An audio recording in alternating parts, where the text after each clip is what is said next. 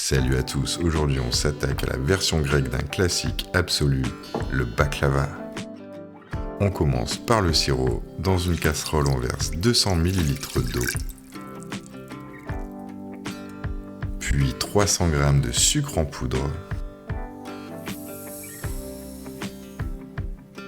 On enchaîne avec le miel, 2 cuillères généreuses pour apporter de la texture, du brillant et ce parfum si particulier. Si toi aussi tu craques pour le miel et les recettes gourmandes, abonne-toi. On lance à feu moyen, le but est de dissoudre l'ensemble lentement sans presser les choses.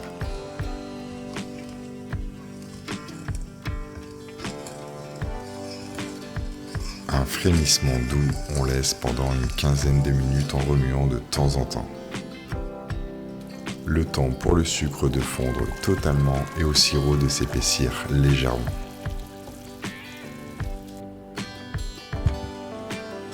Hors du feu, on rajoute une cuillère à soupe de fleurs d'oranger pour préserver toute la délicatesse de ses arômes. On réserve notre sirop, il doit refroidir complètement.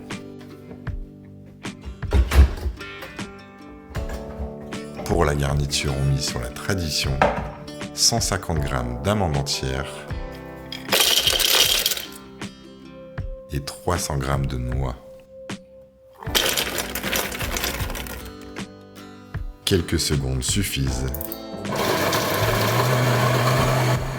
On cherche à obtenir un mélange texturé avec des morceaux qui apporteront de la mâche.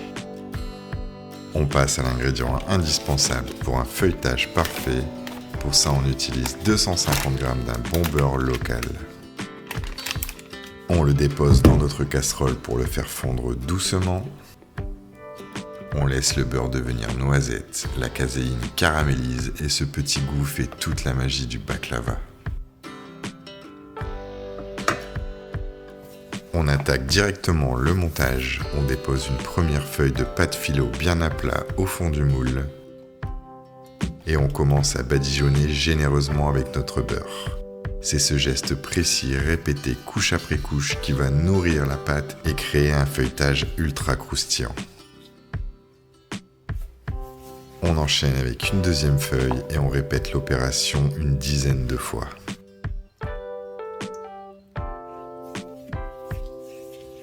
Une fois la 10e feuille bien imbibée, on verse toute notre garniture de fruits secs directement au milieu.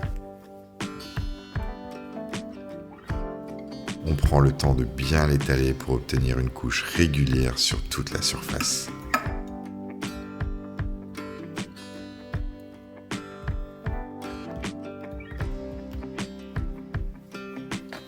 On referme le baklava en replaçant une dizaine de couches de pâte philo par-dessus. Toujours avec la même régularité et générosité sur le beurre.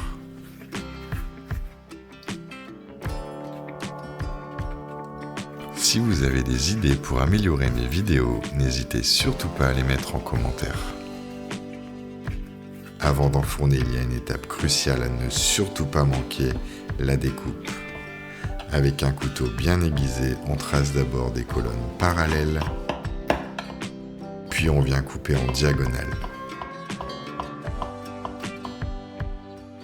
C'est ce qui dessine la forme traditionnelle, mais ça permet aussi au beurre et au sirop de s'infiltrer partout jusqu'au cœur du plat.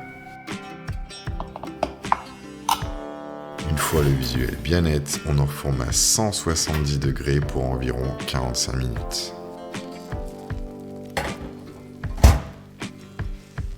Dès la sortie du four, on vient verser l'intégralité de notre sirop bien froid.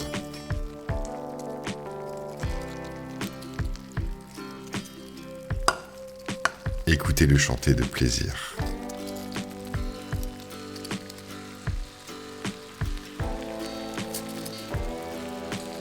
Le choc thermique va figer le croustillant tout en l'imbibant de douceur.